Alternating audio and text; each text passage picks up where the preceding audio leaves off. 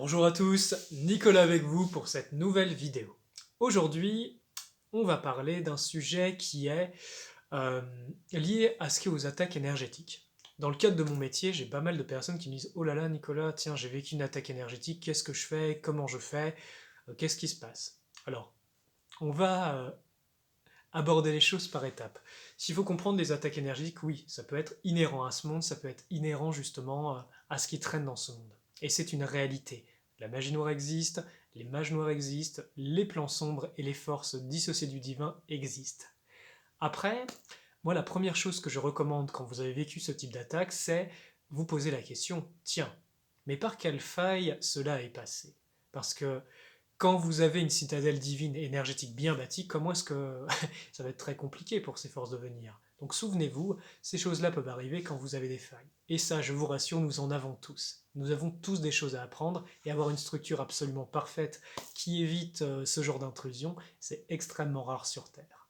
Donc sur quoi nous avons pouvoir, c'est notre propre alchimie intérieure, c'est-à-dire comment nous allons aussi en faire une force.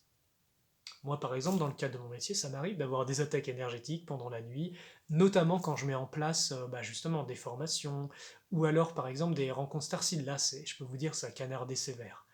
Mais ce que je peux vous dire, c'est que chaque fois que ça arrive, souvenez-vous que ça peut être un entraînement.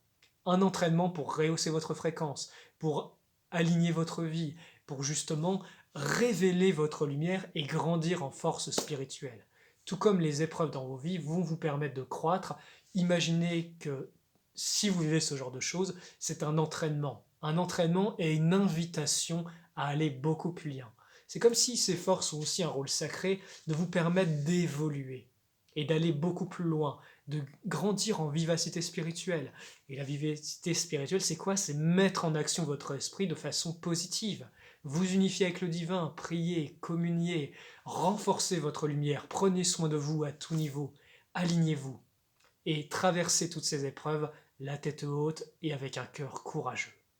Donc voici mes conseils pour les personnes qui rencontrent ces difficultés, et je sais combien par moment il peut y avoir des initiations extrêmement difficiles, où la vie vous canarde, où le système de défense de la matrice va vous canarder, parce que c'est votre épreuve. Donc, pour ceux qui pourraient traverser ce genre d'initiation, gardez courage, souvenez-vous que la clé, c'est l'unification au divin, et que la puissance divine a tout pouvoir. Je vous dis à très bientôt, merci de votre écoute, et mes amis, que la lumière soit avec vous. À très bientôt.